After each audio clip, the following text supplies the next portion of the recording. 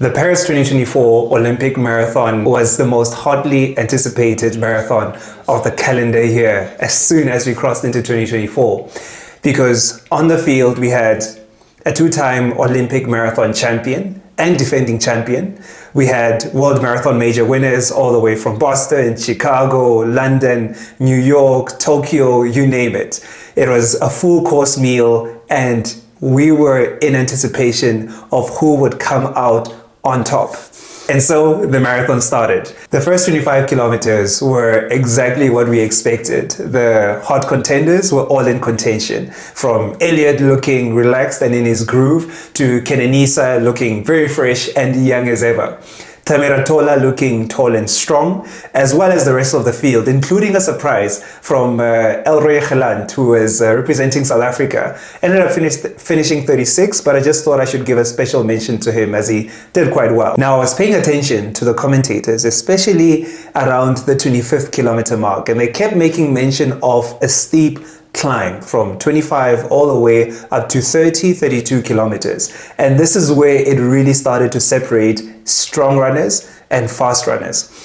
On the fast runner side, we had athletes that had great and rich, deep experience in terms of the track and field experience. 1500 meter, 5000 meter, 3000 meter, as well as 10,000 meter track competition exposure. And on the strong runner side, we had athletes that had either won or had participated at great length in cross-country championships, as well as world championships from a marathon competition point of view.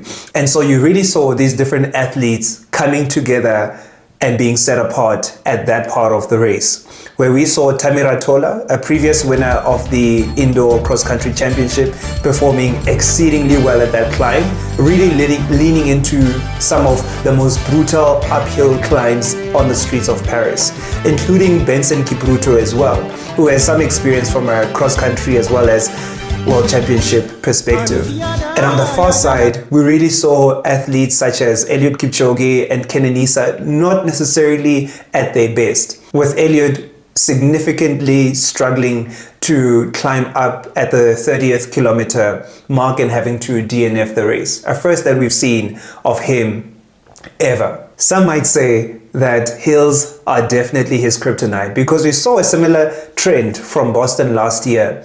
Boston was proving to be a similarly tough course as well, with Eliud complaining that he had a very significant discomfort in his leg while he was running in the race. And similarly, on the streets of Paris, we did see him touching a side of what we can only imagine was his hamstring, as he seemed to be feeling a level of discomfort.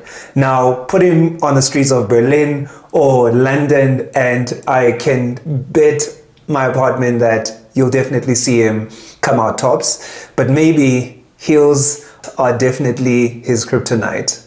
Will we see him again on the streets of Paris, of Berlin, of New York, of London? Only time will tell. But this is what he had to say in terms of giving us some level of indication of what we can expect next from him. I really respect what's saying you cannot actually handle two things, or you cannot chase two rabbits at the same time.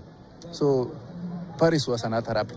So I need to go back, check for another rabbit, which it means I need to go back to the drawing board and see what